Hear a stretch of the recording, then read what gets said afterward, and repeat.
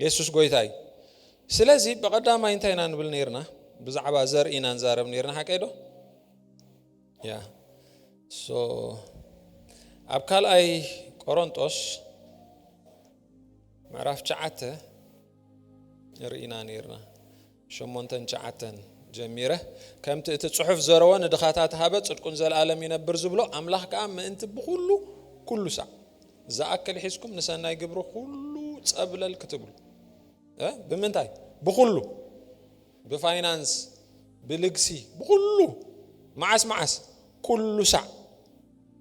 ዝኣክል ሒዝኩም ንሰናይ ግብሪ ጸብለል ክትብሉ ጸጋ ዘበለ ኣባኻትኩም ጸብለል ከብል ይከኣሉ ጎይታ ይባረኽ ጸጋ ዘበለ ኣባኻትኩም እንታይ ከገብር ይከኣሉ ጸብለል ከብል ይከኣሉ ግናኸ እቲ ንዘርኣይ ዘርእን መግቢ ዝኸውን እንጌራን ዝዕድል ንሱ ንዘርእኹም ክዕድለኩምን ከበርክተልኩምን ንፍረ ጽድቅኹምን ከብቁሎ እዩ ንስኻትኩም ከዓ ብኩሉ በቲ ባእታትና ገይሩና ኣምላኽ ምስጋና ዝዓይ ልግሲ ክትህብትሙ ኢኹም እንታይ ክትገብሩ ኢኹም ክትህብትሙ ኢኹም ብልግሲ ክትህብትሙ ኢኹም እቲ ኣገልግሎት እዚ ግብሪ እዚ ብብዙሕ ምስጋና ንኣምላኽ ጸብለል ይብል እምበር ጎደሎቶም ቅዱሳን ጥራይ ኣይኮነን ዝመልእ ይብለና ጎይታ ይባረኽ ስለዚ እግዚአብሔር ዘቐመጦ ፕሪንሲፕል እዚ ኣብ ዘፍጥረት ምዕራፍ 8 ይመስለኒ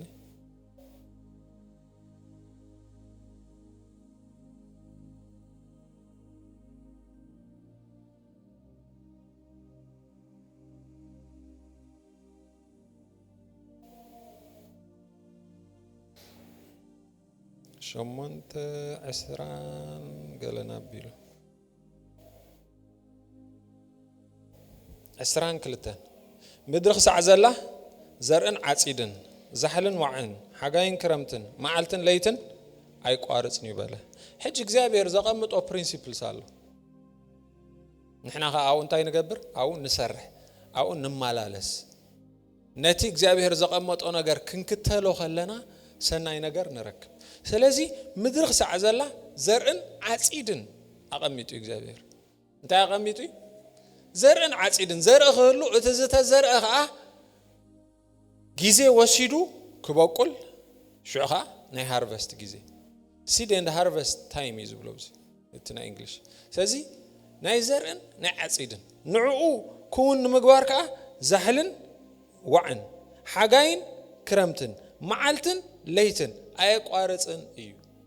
ስለዚህ ልክዕ ከምታ ኣብ ምድራዊ ከምዛ ዓይነት ፕሪንሲፕል ዘቀመጠ እግዚአብሔር ኣብ መንፈሳዊ ከዓ ናይ ምዝራእን ናይ ምዕጻድን ናይ ሲዝንን እግዚአብሔር ጊዜ አቀሚጡ ክብርና አምላኽ ይሁን ስለዚህ ዘርኢ እዚ ንምገቦ ዘርኢ ጥራሕ አይኮነን ሕጂ ኣብ ቆሮንጦስ ዘንበብኩልኩም እግዚአብሔር ሲ ነቲ ዘራእስ ንዘርኢ ዝኸውንን ንመግቢ ዝኸውንን ፈሊኡ ዝህቦ ሕጂ ኣውድ ዛረብ ዘሎ ብዛዕባ ስርናይን ስገምን ዕፉንን አይኮነን ምሽዶ ብዛዕባ እንታይ ይዛረብ ዘሎ ብዛዕባ ፋይናንስ ይዛረብ ዘሎ ሜይንሊ ብዛዕባ ፋይናንስ ካላይ ቆሮንጦስ 8:9 ምዕራፍ 8 ምዕራፍ 9 እንድሕር አንቢብኩሞ ገሊኹም ብበልኩም የለው ማዓንቲ ብዛዕባ ፋይናንሳዊ ምውጻእ ከዋጽኡ ይደልዮም ስለዝነበረ እቲ ምውጻእስ ከምዚ ወፈያ ወይ እንታይ ዝባሃል ወይ ማሕበር ወይ ዕቁብ ወይ ገለ ኣይኮነን ከምኡ ጌርኩም ኣይተረድኡ እንታይ ዳ መንፈሳዊ ነገር እዩ ዘርዕን ዓጺድን እዩ ስለዚ እግዚአብሔር ክህበካ ከሎ ሓደ ነገር ንዘርዕ ዝኸውን ከምኡ ከዓ ንመግቢ ዝኸውን ፈላሊ ዝህበካ ስለዚ ሓረስታይ ዘርኡ ኣይበልዕን እዩ ዘርኡ እንታይ ዝገብሮ ይዘርኦ ዘርኡኹም ከዓ ካብ ዝሓልኩም እዩ ኢልና ብኩሉ ሰናይ ነገር ከዓ ጸብለል ክትብሉ ኢኹም ብልግሲ ከዓ ክትህብትሙ ኢኹም ይብለና ስለዚ እቲ ናይ ዘርኢ ፕሪንሲፕል እንድሕር ኣዘይ ተኸቲልና ሓረስታይሲ ብጸሎት ግራቱ ከብቅሎ ይኽእል ዶ ክገንሕ እንድሕር ውዒሉ ነቲ ፀሃያይ እንድሕር ገሲፆስ ፀሃያይ ይጠፍእ ከምኡ ይኮነኒ እቲ ፕሪንሲፕል እቲ ናይ ምድሪ ኣካይዳ ኣሎ ስለዚ ሓረስታይ እንድሕር ሃርቨስት ደል እንታይ ክገብር ዘሎ ክዘርኢ ዘሎ ብእምነት ክዘርኢ እንድሕር ኢሉሲ ጽቡቕ ግን እትዘርእ ከለሎ ነትዘርእ ክትዘርኦ ከለኻ ብእምነት ዘርአዩ sometimes ብእምነት ዝበሃል ቃል ብዘይ ዘርእስ ብእምነት ዘርእ ኣለኹ ተይሉ ግን ዝበቅል ነገር የለን ማተይሲ ነትዘርእ ኻዳ ብእምነት ዘርአዩ እምበር ሱኢልካ ኣብ ህዋ እምነት ዘርእ ገለ ክትብል ኣይትኽእልኒ ነትዘርእ ኻ ግን ድጭበጥ ዘርእ መሓዝ ቅድም ንዑ ብእምነት ዘርአዩ ጎይታ እግዚአብሔር ከብዛ ሓልካ ኽእል በቀዳይና ኢሳቅ ሪእና ነርና ምሽ ኢሳቅሲ ብጊዜ ደርቂ ኢነሩ ኣብቲ ዋነቲ ኢሳቅ ከዓ ኣብታ ምድሪ ዘርአ ሚዕቲ ዓበት ከዓ ኣእትዎ ይብለና ክብርና ኣምላኽ ይኹን ስለዚ ግን ዘርኡ ኢሳቅ እግዚአብሔር ግን ነቲ ዘርኢ ብለስ ምስ ገበሮ በቃ ሃርቨስት ናይ ኢሳቅስ ኣዝዩ ዝበዝሐን ኣዝዩ ዝበርከተን ኮይኑ ኢሳቅ ግን ዘርኢ ሓቀር بأمنة مزرعة زبهال كي زرعك بأمنة زرع الله خيلك ديكلير مقبار زي كونس نتتزرع أوجن بأمنة مزرعة مالتي آمين دو أجزابيرك يبركتلك يبزحلك حجة أبزب أولوس الزارب أولوس زلوا عينة زرعة فاينانشالي نتوم شجرات كواتسو يدليم سلزنا بري أوكي ناوهم ملسكم نبتقدم أي كورنثوس كابسور ما أنت خنحزوا كلا أي كورنثوس معرف شمون تخملسكم معرف شمون تخاب تقص حدا أحواته أبتن محبرات مكيدونا التوهبت أجا أملاخ نفلتكم ألونا حجي بزعبة فاينانشال موز أيد زارب دولوس أجا أملاخ زبلو مالتي كم عقمه من حلف عقمه من بعلاتهم فتيهم كم ذهبوا مسكر لهم اللهم ببزح سببا تمكرهم حلفا حقوسهم من تلك زخانة دخنتهم من نمبزح لقسهم أزيو عزازة سلازي سمك إدونيا هابتامات ينورون شجرات يمنيرهم دخاتات يمنيرهم ستيلجن زرع نيرهم كمان لعلة تثبيتنا حلفا زخانة بقى قبل الزبالة نجارهم جيرهم مأفتنا يموت ساعات يبلا مالو أولو سينو مالو نسميك إدومي أوكي نازت أجا أزن حبرات مجلقال قدوسانن ببزوح لمانو إننا لمانونا مالت انتاي مالتي بيجاهم نحنا غنوات ندلئينا تقبلونا إلومسي لمينهم نوسقم يبلكم من شجرات يوم هاي توات وقالوا ولا تبلون مع البعض نو إلهم لمانونا بفقاد أملاخ قدم نقويتانا دحريق أنا رؤسهم وفيو أمبر كم تنحنا تسفاز قبرنا يتراي أيكونا نمو نتيتوس كم تقدم زجمرو خموخا أزت أجازة أبخاتكم كفتسم ميعدنا يو علونا سلازم نتيتوس ناب قرنطوس سديدو لك خمت أب مكيدونيا كم زعينة لجسن موز أنزت تجبره كل أخسر زخانة يورسالم كاب سب قرنطوس كأخومو أوات إلو نتيتوس ليخوم بز زاد بدأ بتحيز مالتي ميعدنا يا علونا إلو جناخ قصر شعاته بغلو بأمنة بقالم بفلتاتن بتسعات زبلن بفقرهم نعناون كم زعززكم بزت أجازخا عزوزات نموخان تتنققوا حجنت عايزب لهم زلون نسب قرنطوس بأمنة بقال بفلتات بتسعات كمون بفقرهم أبانا عزيزكم يهم بز نجارزي تقيمكم ونعيهم بز نجارزي أبانا بزح نجار إنفستيجيركم يهم بأمنة تحبابيركم ونا ساعات إنرجي قوياهم فقرهم كل نجاركم نيدنا هنا صبوا قوي تبارك عب نجاركم غيركم جن بز تأجازخا عزوزات نموهان تتنقوا سلازي بأمنة بتأجا بفقري ببزح منفسه ونجار تحبابيركم أفتعيو وانجيل أبغوننا نيركم مسانا خوينكم قويكم أقلقلوت كدلينا قولو أقلقلكم نا سابورت كدلينا قولو تسأليكم لنا مسانا دويلكم فقرهم أريكم منا أمنتكم أريكم منا حجخا أبزت أجازي مالت أب قداي فاينانس كا لك خمت أب قداي فقري أب قداي أمنت أب قداي كالي منفسه ونجار نتفاز نبوركم كم مخدكم تتأنقوا يبلا مالو باولوس بس أجازخا عزوزات نموهان تيقبرو تتأنقوا إذا زبلكم زلوه بساعاتهم كالوت نتم متصراي فقرهم منتي عزب يأمبر كم تأزاز غيره أيكونكم جن إذا زبلكم كله تأزاز أيكونن مالت بجدي جبروه مالت زي كونسي منت عزلكم إلى إيه مالت فقراوي معدو إذا معدوم زلوا مالتي كسر شعات هيج حزو أجاوي تانا يسوع كريستوس تفلتوا يخمو نسخاتكم بتدخلناتهم أنت كتبتمو هابتام كنسوس من أنت خاتكم دخي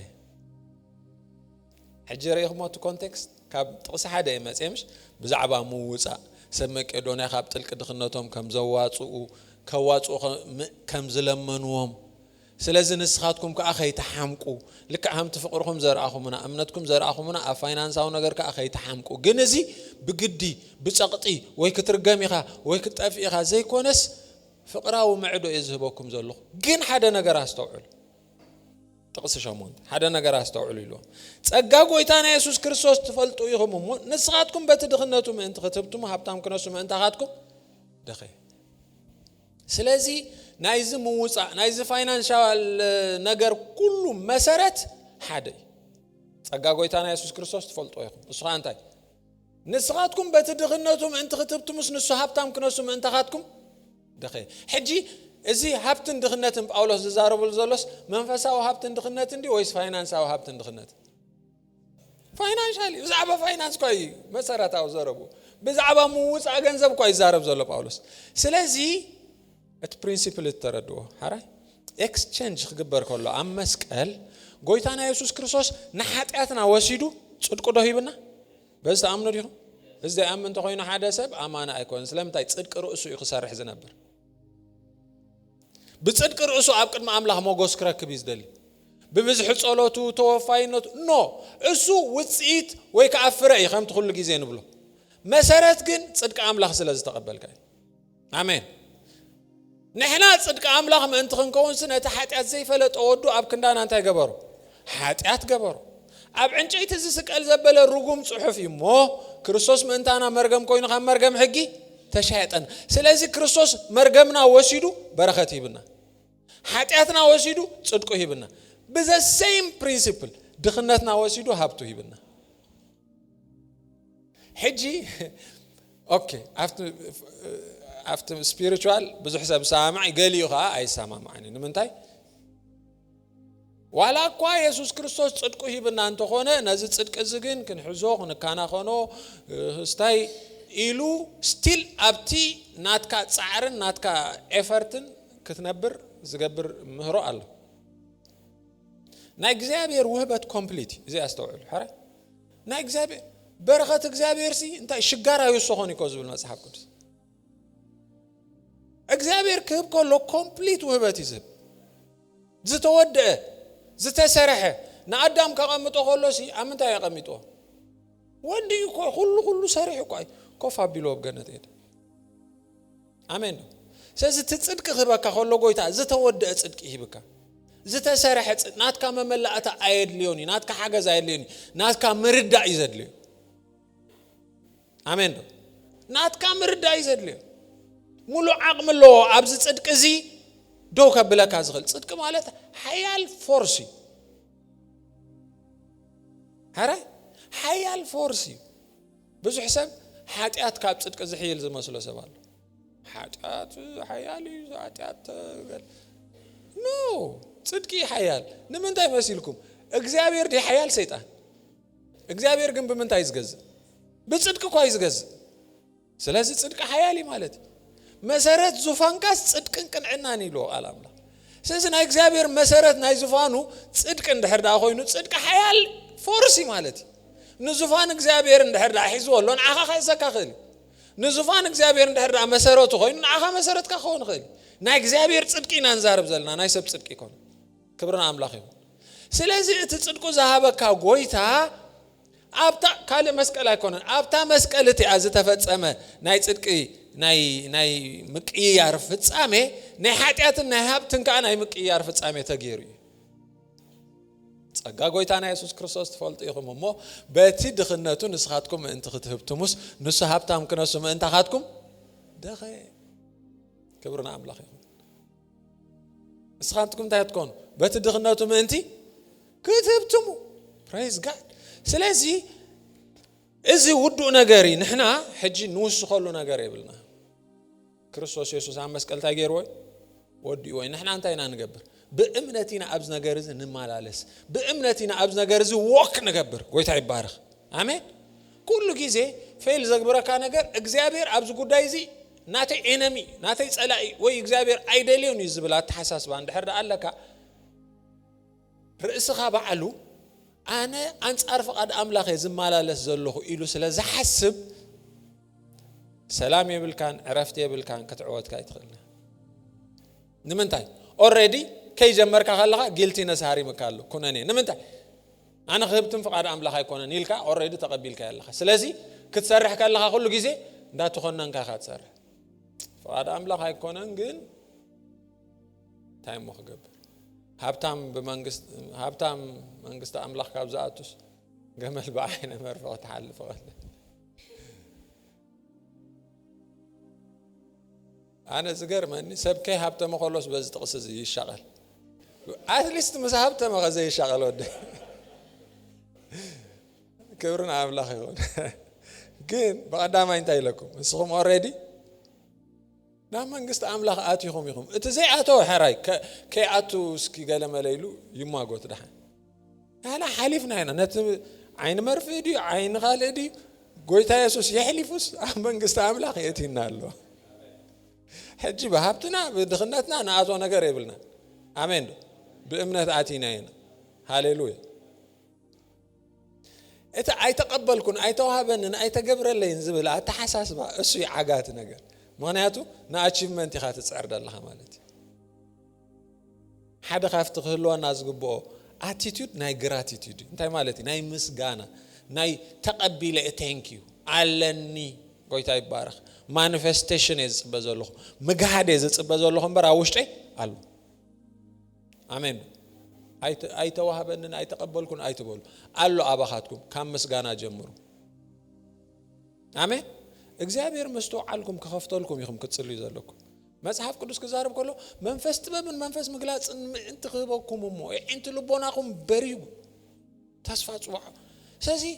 እዚ መንፈስ ጥበብን መንፈስ ምግላጽን ማለት ሓደ ሳይድ ናይ መንፈስ ቅዱስ ይዝኻ መንፈስ ቅዱስ በብዙሕ ነገር ኣብ ህይወትና ማኒፌስት ዝኸውን ማንያቱ ማኒፎልድ ዝኾነ ማዓት ገጻት ናይ ክብሪ ይዘሎ መንፈስ ቅዱስ ስለዚህ ሓደ ካብቲ መንፈስ ቅዱስ ኣብ ህይወትና ዝግለጸሉ አሎኮ መንፈስ ቅዱስ አሜን ዶ በመምህር ይግለጽ መንፈስ ቅዱስ በሐጋዚ ይግለጽ በመጻናንዒ ይግለጽ ሓደ ካብቲ ዝግለጸሉ ኻ መንፈስ ጥበብን መንፈስ ምግላጽን ማለት ኢንላይተን ይገብረካ ምስተዓልካ ይኸፍቶ شيء أنت اللي بناهم بريه زبل flooded with light زبلوفتنا إنجليش بتعمل يزدست بلاك بقى برهانسي كم وحج ملك بلون اللي بناهم مالتي شو علامات زبها ليل أبناء إجابير برهان صلالوت يلن مش أنتي مالتي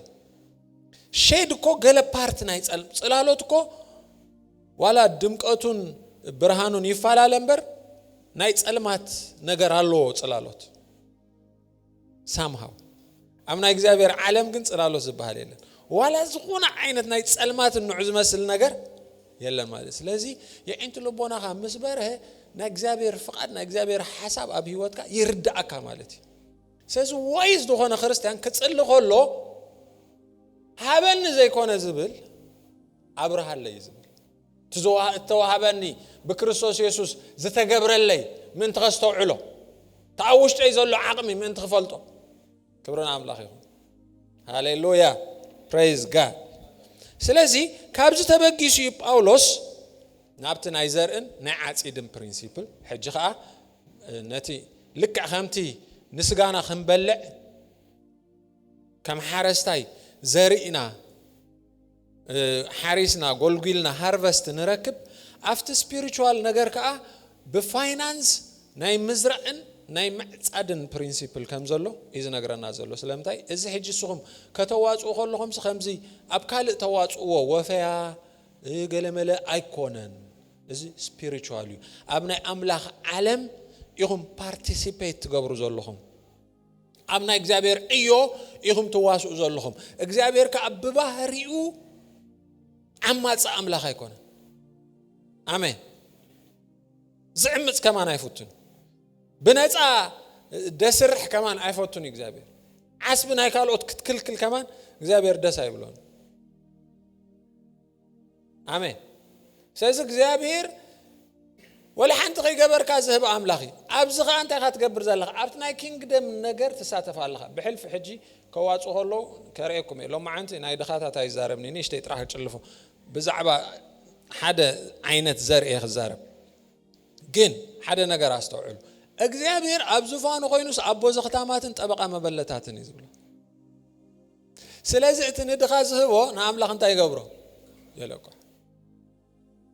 ንምንታይ እግዚአብሔር ኣብ ቦ ድኻታትን ጠበቃ ختاماتን መበለታትን ስለዝኾነ ኣብ ዙፋኑ ኮይኑ ስለዚህ ሰቂሉ ይርኢን እግዚአብሔር ማለት አሜን ንሰማይ ሓዋላ ከም ዘሎ ትፈልጡ ዶ ሓዋላ ናይ ሰልዲ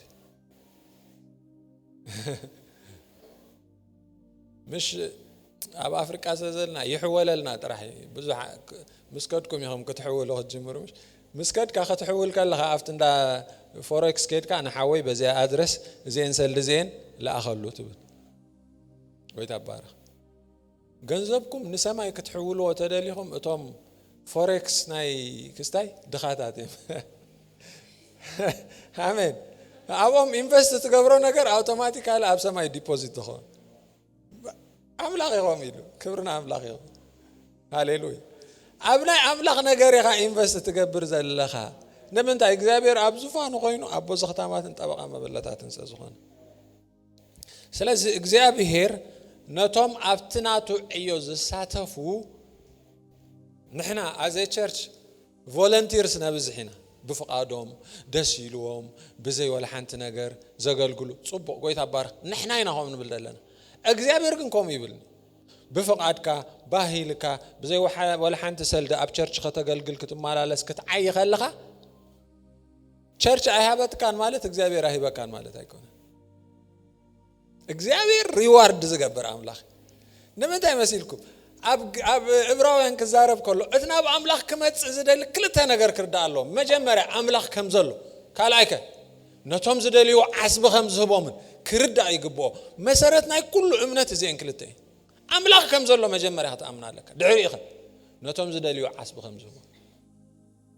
ናይ እግዚአብሔር ኔቸር ክትርዳ ኣለካ ማለት ፕሬዝ ጋድ ክብርና አምላኽ ይኹን ሃሌሉያ ኦኬ ስለዚህ after معرف جاءت شعوهم إلهم أوكي هجنا من تخصصكم ناب قدامي تيموثيوس معرف حمشته تقص 10 شعات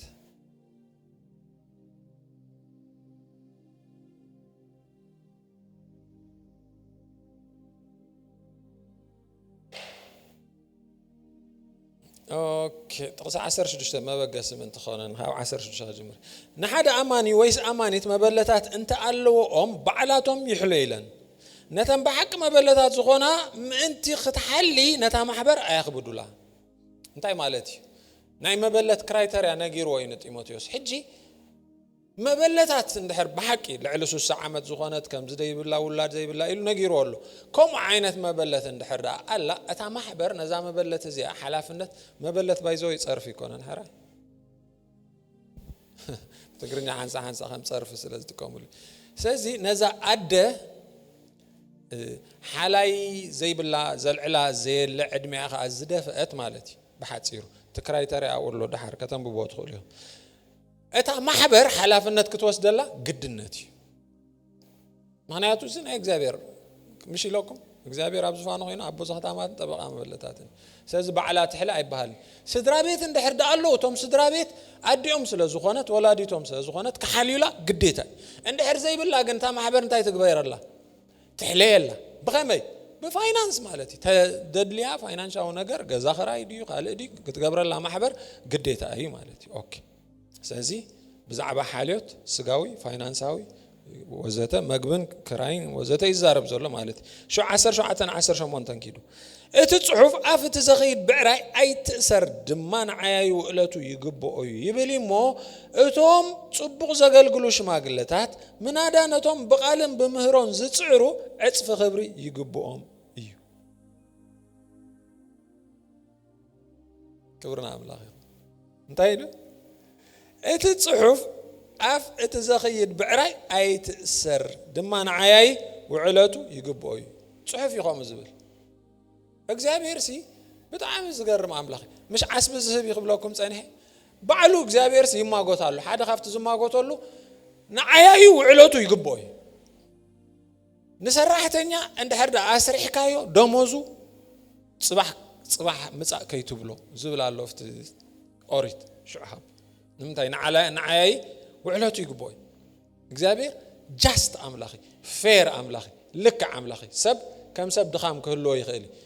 ግን እግዚአብሔር ነቲ ሽጉር ውጽዕ ድኻ ክውጻዕ ስለ ዘይደልዮ መንጎኛን ፈራድን ባዕሉ እግዚአብሔር ይኸውን sometimes ሰዝና ዓያይ ውዕለቱ ይግቦ ካው ሓሊፉ ሽዑ እንታይ ይብሎም ኣሎ ኣፍቲ ዘኺድ ብዕራይ እንታይ ትግበር ኣይትእሰር መኸዳ ትፈልጡ ክንደይኹም 1 2 3 4 5 ኦኬ ሕጂ ኣብ ዓዲ ኸነኺድ ከለና ኣብዑር ቶም ዘይትፈልጡ ክንመረኩ ነቲ ዓጺድ ምስ ዓጸድካዮ እቲ ሰዓርን እቲ እኽልን እቲ ስገምን በሓንሳ እዩ ዘሎ ከመይ ጌርካ ትፈላለዮ ቀርኒ ባሎ እኽልሎ ሰዓርሎ በሓንሳ ኢኻ ምስ ዓጸድከ ስለዚ ክትፈላለዮ ኣለካ ነቲ እኽሊ ክትፈላለዮ ተኾይንካ ኣብዑር ጌርካ ኢኻ ተኺዶ ስለዚ ነቶም ኣብዑር ክልተ ኣርዑት ጌርካ ከም ዝኽብት ትሰርሓሎ ሽዑቶም ኣብዑር ይኸሉ ይውዕሉ ማለት ክኸሉ ከለዉ ነቲ እኽሊ ይረግጾም ነቲ እንዳረገጹ ይፈላልይዎ ማለት ሽዑኡ ኣብ ንፋስ ከምዝ እንዳገበርካ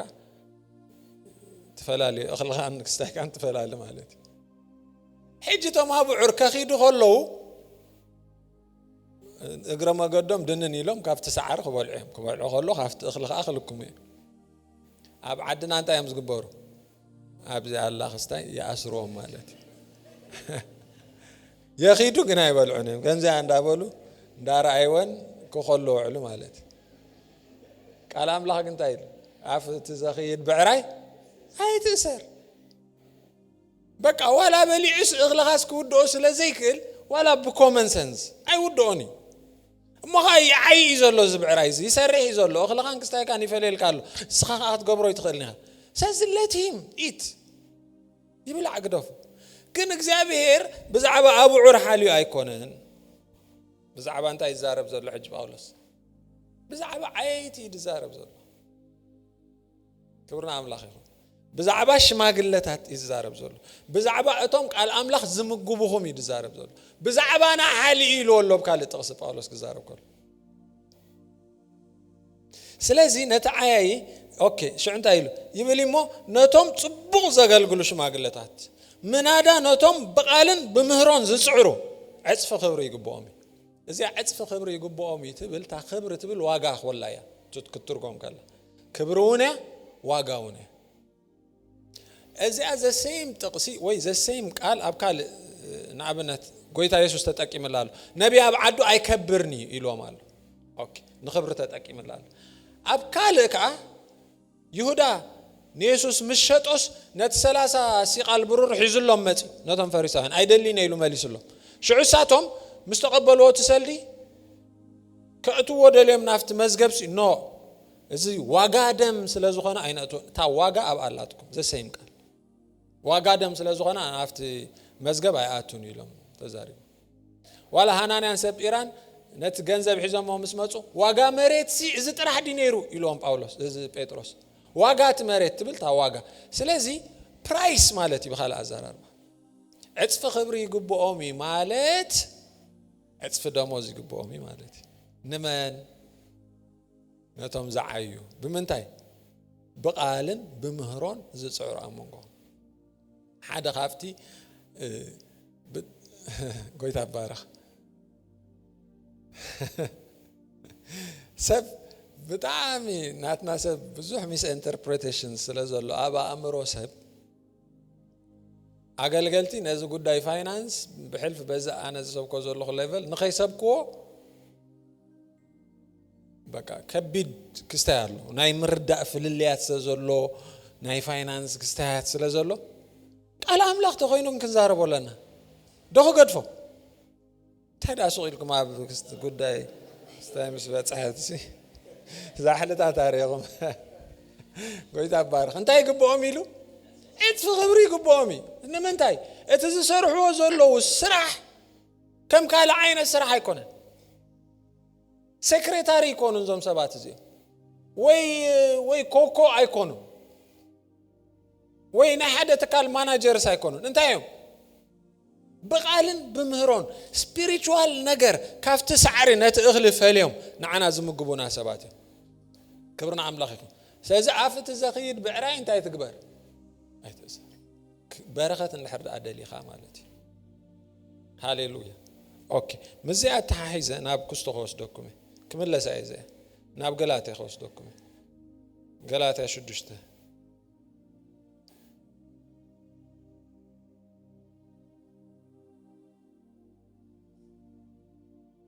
ገላትያ 6:6 ተጀምረ እትቃል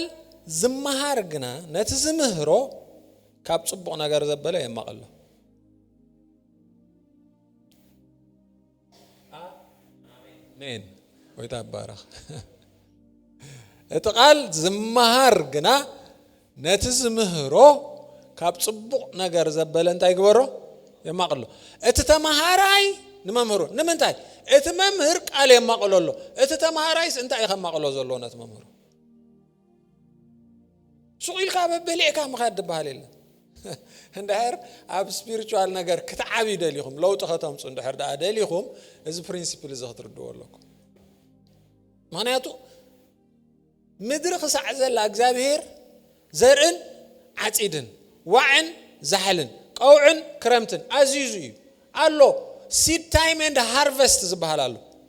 ስለዚህ ልክ ከምታ ኣብ ምድሪ ትዘርኦ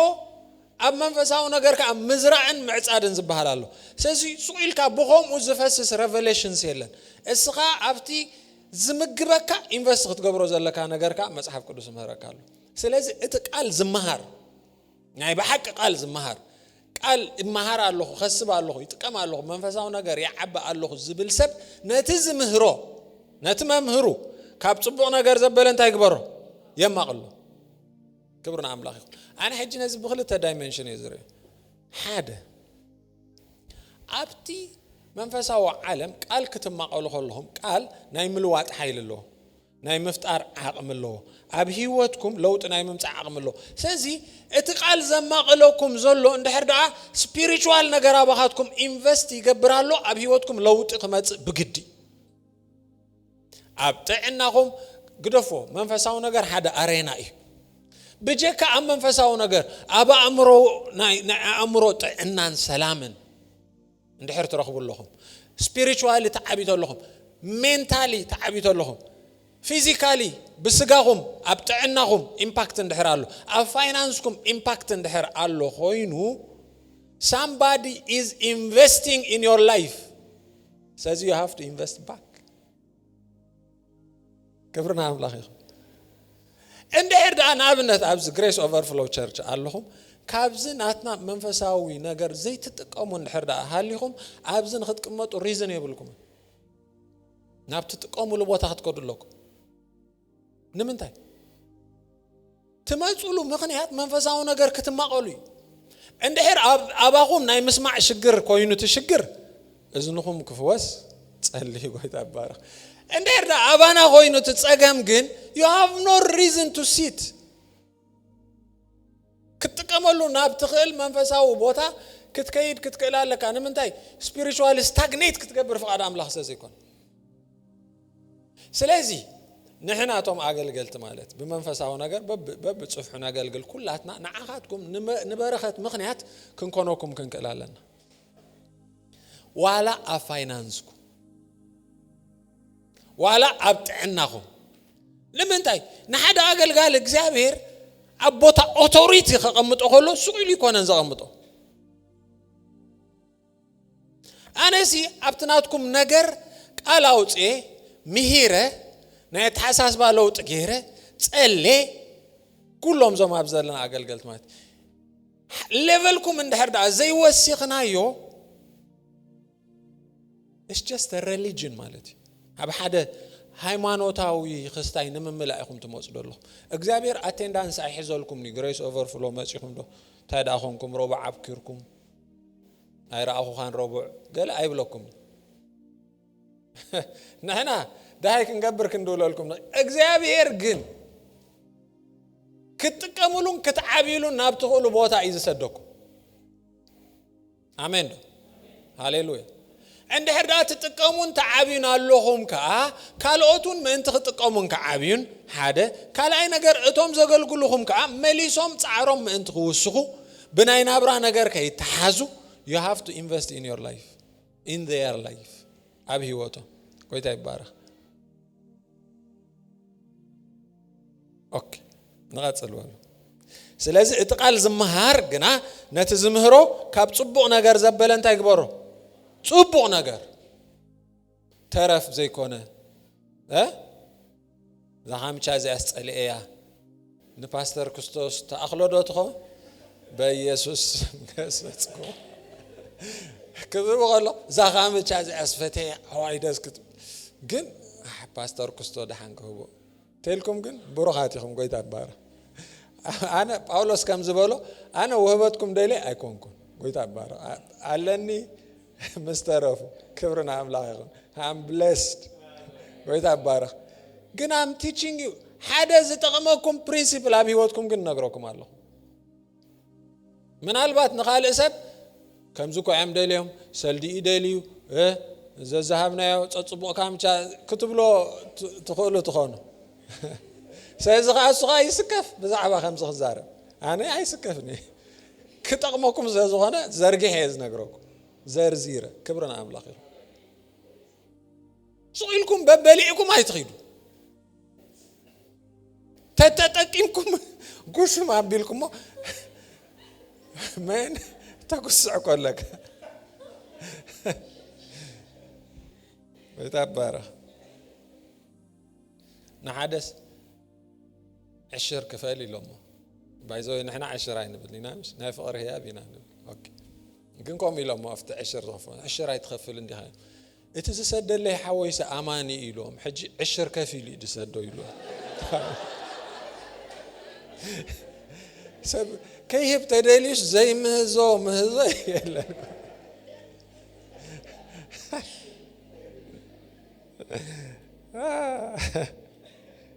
اوكي قصر شعاته سب نتزرعو نعوخ عصدو إمو أي تتبرو أملاها عيشون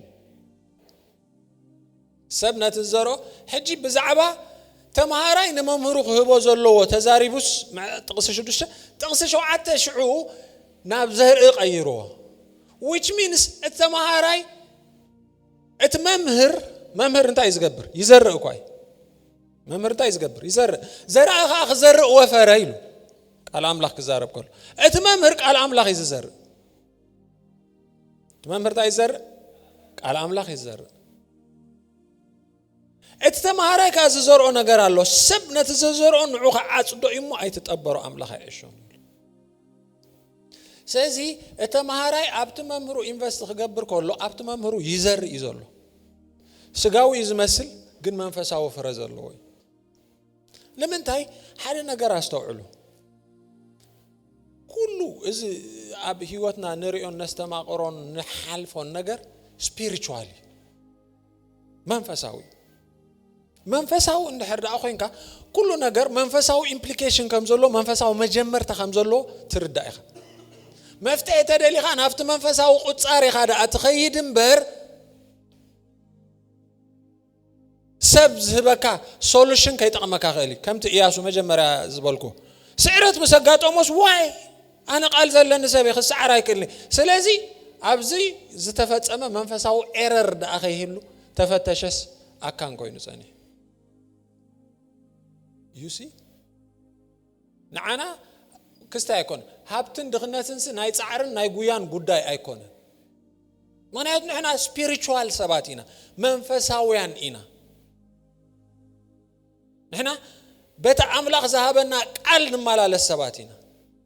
كم تعلم تهبنا principle ايكوننا نمالالس كاوزا حلفه مرداتا كاوزا حلفه realities አለው ስለዚህ ሰብነት ዘሮን ነው አጽዶ ኢሞ አይተጠበሩ አምላክ አይሽን ኦኬ መንፈሳው ነገር ዝገርመኩም አፍት መንፈሳው ሲስተም ቺት ክትገብር አይትخلنا ንምንታይ አምላክ አይሽኒ አይጥበር እታ አምላክ ዘሰርሖ ሲስተም ቺት ክግበር አይክል ሰብ ዘሰርሖ ሲስተም ቺት ክግበር ክትሓልፎ ትኽእልኻ ክትሰግሮ ትኽእልኻ ገሊ ምስጋር ተዓቢካ ጉቦ ጌርካ ትሰግሮ ገሊ ምስጋር ተዓቢካ ዘመድ ጌርካ ትሰግሮ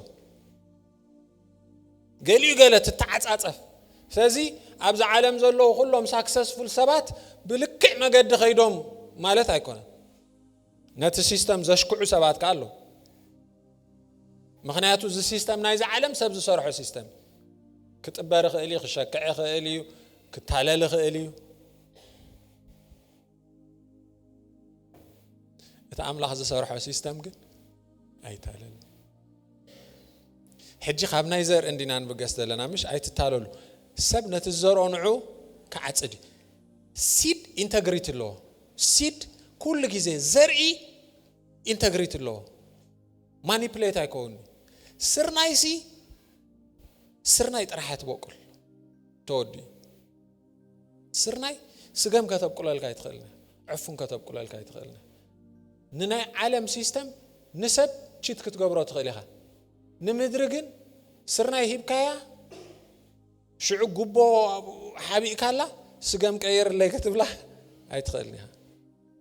ስርናይ ተሂብካያ ስርናይ ትበክ ስገም ተሂብካያ ስገም ትበክ ዕፉን ተሂብካያ ዕፉን you cannot cheat it ስለዚ after spiritual ka homi amla hayshon ስለዚ ኣይትታለሉ ሰብ ንመን ይኻዓጽ ነቲ ዝዘርኦ ንዑ ይኻዓጽ amla hayshon ሃሌሉያ ደስ ኣይብልን ኣነ በዝ ነገር ዝማራ ዝሕጎስ ንምንታይ ጉያስ ናይ ፈጣናት ኣይኮነን መሽሉ በቃ ሰብ ፈጣን ስለዝኾነ ገለ አሽኪዑ ክራይ ኳኸሊ ዋላ ብቸርች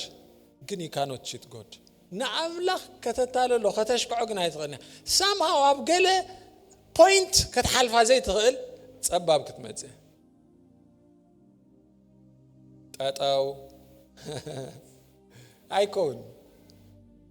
ብናይ ዓለም ሲስተም ተጠቂምካ ብናይ ዓለም ብልሕን ታክቲክን ቴክኒክን ተጠቂምካ ኣብ መንፈሳዊ ነገር ሳክሰስፉል ክትኮን ኣይትኽእልን ኢየሱስ ጎይታይ መንፈሳውነት ናይ በላሕት ይኮነ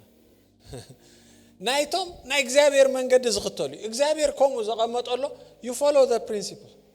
you grow ተዛ አምላኽ አይሽም አይትታለሉ ኣብ መንፈሳዊ ነገር ኢንቨስት ተገርኩም መንፈሳዊ ሃርቨስት ኣለኩም እጅ ብዙሕ ግዜ ናይ ሰልዲ ዘርኢ ክንዛረብ ከለና ገንዘባዊ ሰብ ከምዚ ስቶክ ትዘርእ ሰልዲ ከመፀካ ሽዑ ከመይስካ ዘር ሰልዲ ኖ ኮም ይኮነን እግዚአብሔር ብናቱ መገዲ ናይ ብሌሲንግ አፍ ደጌታት ይኸፍተልካ ክትዘርእ ከለኻ ግን ሕጂ ነቶም ቃል ዝምግቡኻሲ በቃል ምሽ ብለናሎ ምሽ እቲ ዝማሃርነት ዝምህሩ ንምንታይ ሞር ትምህርት ደሊኻ ኣለኻ ማለት ሞር ሬቨሌሽን ደሊኻ ኣለኻ ማለት እሱ ጥራሕ ዘይኮነስ እዛ ኣነ ዝማቐሎ ዘለኹ ቃልሲ ንዓይ ጠቂምንሎሞ ንኻልኦት ከዓ ምእንቲ ክጠቕሞም ኣብዚ ሓውዚ ኢንቨስት እንድሕር ዳኣ ገይረ ካልኦት ከዓ ተጠቀምቲ ናይዚ ሚኒስትሪ ዝኾኑ እዩ ተጠቀምቲ ናይዚ ውህበት ዝኾኑ እዩ ስለዚ ሓወይ ፕሮቴክት ክገብሮ ኣለኒ ብምኽንያት ስጋዊ ወይ ገለ ፋይናንሳዊ ሕፅረት አገልግሎቱ ከይንቀፍ እሱ ከይተሓዝ ልቡ ከይዕጾ ግዚኡ ከይውሰድ ኢልካ ትገብሮ ዘለኻ ነገር ስለዚህ እኮ እግዚአብሔር ሕጉስ ወሃቢ ዝፈቱ ዝብል ትናትካ ናይ ልብኻ ኮንዲሽን ወሳኒ ክትብ ከለኻ ክብርና አምላኽ ይኹን ግን ክትዓጽድ ኢኻ ከመይ ተዓጽድ ግን ኣብ መንፈሳዊ ነገር ከምቲ ስጋዊ ነገር ኣይኮነን እግዚአብሔር ከምቲ ዝደለዮ ገይሩ ነገራት ከማቻቻ አልካ ክብርና አምላኽ ይኹን አሜን ሕጂ ንወንጌል ክትዘርኡ ከለኹም ንዕዮ ወንጌል ናትኩም ዓስቢ እንታይ ክኸውን ዘሎ ኢልኩም ክትሓስብለኩም መሲልኩም ምድሓን ነፍሳት ንወንጌል እንዲኻ ሂብካ ንወንጌል ሂብካስ ንወንጌል እንድሕር ዳኣ 1 ሚልዮን ሂብካስ 10 ሚልዮን ኣይትጸብእ ንወንጌል 1 ሚልዮን እንድሕር ዳኣ ሂብካ ነፍሳት ክድሕኑ ኢኻ ክትጽበ ዘለካ ነፍሳት ምስ ድሓኑ ከዓ ዓስብኻ ረኺብካ ፕሬዝ ጋድ ሽዑ እግዚአብሔር እንታይ ክገብር ሞር ሰልዲ ክበካይ ንምንታይ ሞር ኣብ ወንጌልካ መሊስካ ስኻኻ ኢንቨስት ትገብር ብዙሓት ከዓ ይድሕኑ ኣሜን መሊሱ ወንጌል ሰፍሕ መሊሱ እግዚአብሔር ካል ኣፍ ደገ ቻነል ከፍተልካ እስኻ መሊስካ ኢንቨስት ትገብር ግን እትናትካ ድሌት እንታይ በመገድ ወንጌል ጌርካስ ፋይናንሻል ኢንቨስትመንት ደሃ ትገብር ደላ ወዛ ቤላ ክስታ ያላታ ሽሕነ ዝሃቡ 10,000 ክህቦሜ ኢሉ እግዚአብሔር አድቨርታይዝ አይገበረን ንዕዮ ወንጌል ግን ፋይናንሻል ሳፖርት ስለዘድሊ ወንጌል ንዓኻ ጠቂምካ ስለዝኾነ ንኻልኦት ከዓ ምእንቲ ክጠቕሙ ብዙሓት ኣብ ጸልማ ዘሎ ብርሃን ምእንቲ ክርእዩ ኣነ ብዓቕመይ ብገንዘበይ ብኩሉ ነገረይ ክዋሳ ይደለ ኢልካ እቲ the most liquid ዝበሃል ማለት ናብ ኩሉ ፎርም ክትቀይሮ ትኽእል ገንዘብ ስለዝኾነ ብፋይናንስ ትህብ አሜን ዶ ጎይታ ይባረኽ እቲ ንስጉ ኢሉ ዝዘርዕ ካብቲ ስጋስ ጥፍኣት ክዓጽድ እዩ እቲ መንፈስ ኢሉ ዝዘርዕ ግና ካብቲ መንፈስ ናይ ዘለዓለም ህይወት ክዓጽድ እዩ እንተዘይ ተጸላኣናስ ንግዚኡ ብግዚኡ ክንዓጽድ ኢና እሞ ንሰናይ ግብሪ ኣይንሰልኪ ስለዚ ንስጋ ኢሉ ዝዘርዕ ጥፍኣት ይዝዓጽድ ማለት ናይ ስጋ ዘርኢ ናቱ ዓጺድ ከዓ ጠፋእ እዩ ማለት እዩ ምክንያቱ ናይ ስጋ ነገር ኣብዚ ስጋ እዩ ዝተርፍ ክጠፍእ ማለት ስኻ ይኾንካ እንትጠፍእ ግን እቲ ዘለካ ስጋዊ ፕሮፐርቲ ንስጋዊ ነገር እንድሕር ጥራሕ ትጥቀመሉ ሃሊኻ ኣብ ስጋዊ ነገር እዩ ዝተርፍ ኣብ ዝብላዕ ኣብ ዝስተ ኣብ ዝጉሓፍ ተወዲ ምክንያቱ ስጋ ኢኻ ዘርእካ ንመንፈስ እንድሕር ዘርእካ ኣብቲ ናይ ዘለዓለም ህይወት ኢኻ ኢምፓክት ትገብር ዘለኻ ኣብቲ መንፈሳዊ ነገር ኢኻ ጽልዋ ተምጽእ ዘለኻ አሜን ዶ ጎይታ ይባረኽ ኣብ ክዳን እንድሕር ኢንቨስት ጌርካ ክዳን ጽቡቕ ትኽደን ጎይታ ይባረኽ ጽቡቕ ተኸደኑ ፕሬዝ ጋድ አን ጽቡቕ ክትክደኑ ደስ አማኒ ዝንጥ ክብል ከሎ ጽቡቕ አሜን ዶ ግን እቲ ክዳን እንታይ ኾኒ ክበሊ ኣብ ስጋ ኢንቨስት ስለዝገበርካ ስጋው ነገር በላይን አራግን ጽባሕ ንጎ ክጓሓፍ ግን ካብታ ንክዳን ዝሓሰብካ ገለ ፐርሰንት ኣብ ስፒሪቹዋል ነገር ኢንቨስት እንድሕር ጌርካ ስፒሪቹዋል ነገር ከዓ ጌይን ክትገብር ኢኻ አሜን ዲ ክብርና አምላኽ ይኹን ሃሌሉያ እንተዘይ ተጸላኣናስ ብግዚኡ ክንዓጽድ ኢና እሞ ንሰናይ ግብሪ ኣይንሰልኪ ስለዚ ኩሉ ግዜ ምዝራዕን ምዕጻድን ኣብ መንጎ ናይ ግዜ ጋፕ ኣለዎ ሎሚ ዘርእካ ሎሚ ኣይትዓጽድን ኢኻ ሎሚ ዘርእካ ሽዑ ማይ ምስታይ ኣሎ ሽዑ ምኽስኳስ ኣሎ ሽዑ ምጽባይ ከዓ ኣሎ ድሕሪኡ ሃርቨስት ድመጽ ስለዚ ገሊኡ ሰብ ይዘርእ እሞ ይጽልኦ መንጎ ወላ ሓንቲ ሪዛልት ይረአ ኩሉን ገለ ኢሉ ዋ ብራዘር ሎሚ ዘርእካ ጽባሕ ኣይትዓጽድን ኢኻ ሾርት ካት የለን you have to wait ስለዚ እንተዘይ ተጸላኣናስ መዓስ ክንዓጽድ ኢና ብግዚኡ ምክንያቱ ሲዝን ኣሎ ናይ ምዝራእ ሲዝን ከዓ ኣሎ ናይ ምዕጻድ በቲ ሲዝን ናይ ምዕጻድ ሽዑ ኢኻ ትዓጽድ ስለዚ ኣይጸላኣኩም ንምንታይ ንሰናይ ግብሪ ስለዚ ኣይንሰልኪ እምበኣርሲ ግዜ ከሎና ንኹሉ ሰብ ምናዳግና ነቶም ኣመንቲ ስድራ ቤት ሰናይ ንግባር ስለዚ ብዛዕባ ሰናይ ምግባር ብዛዕባ ምሕጋዝ ብዛዕባ ፋይናንሻሊ ሳፖርት ምግባር ንኹሉ ዝተሸገረ ምናዳኻ ንኣመንቲ ስድራ ቤት ካብኡ ሓሊፍና ግን ብሕልፊ ከዓ ነቶም መንፈሳውያን መምሃራናን መራሕትናን ኣባኻትኩም ስፒሪቹዋል ነገር እንታይ ዝገብሩ ኢንቨስት ዝገብሩ ዝዘሩ ንዕዮ ወንጌል ንስራሕ ኣምላኽ بحلف قا أفت زخير بعرايك أنت هتكبر هتأثر ويتبارك هاليلويا آمين حنسا أسي أبز تري يومش أقل قالي سي زو حدا دموزو أقل قالي سلازي بقى توسخي خستاي قبر يتسعر قجملتات بتخا أقل توم أقل تخا توم خستاي كا سنبت سلازو موصوس نتا أقل قالس فيفر دقبورو ليز مسلو وا برازر سنبت اند هرمتيخا نرئسخا خا فيفر غير كالا نعاخا سخاخا تتقامي سخيخ تتقاميت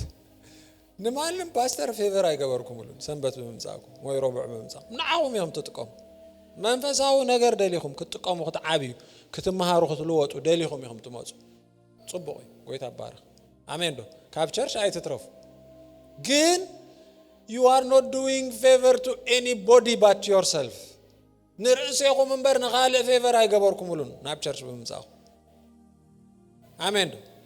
ሕጂ ከምዝ እንድሕር ዳኣ ኮይንኩም መንፈሳውያን እንድሕር ዳኣ ኮይንኩም ትጥቀሙ ትልወጡ እንድሕር ዳኣ ሃሊኹም ናብራ ናይ አገልገልትኩም ካቁልሕ በልዎ እንታይ ይገብራሉ ከመይ ይሓልፋሉ how is he dealing with life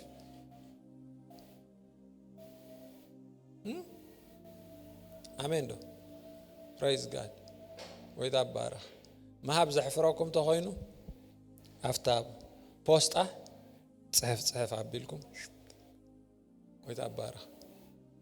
አሜን ዶ ወይ ዛ አሜንኩም ጠሚዕኩም ማሙየትኩም ወይ ዳባራ ሃሌሉያ ሰዓትና ኸይዲ ክንቅጽሎ ኢና ናይ ዘርኢ ትምህርቲ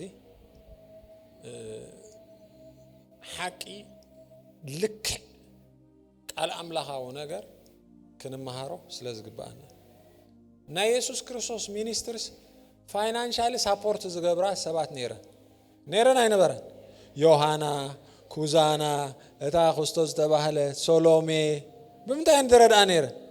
ኢማጂን ናይ ኢየሱስ ክርስቶስ አገልግሎት ፋይናንሻሊ ሳፖርት ክትገብር ኢየሱስ እኮ እንድሕር ሰልዲ ሲኑ ኪድ ካብ አፍ ዓሳ ከምዝ ክጻናሓካ እዩ ሰልዲ ኢየሱስ እንድሕር ንሓሙሽተ ዓሳን ክልተ ቅጫን እንደብዝሕ ኮይኑኮ ነቲ ሰልዱን ከብዝሖ ኽእል ኢኮ ካብ አፍ ዓሳ ክወፅእ ኽእል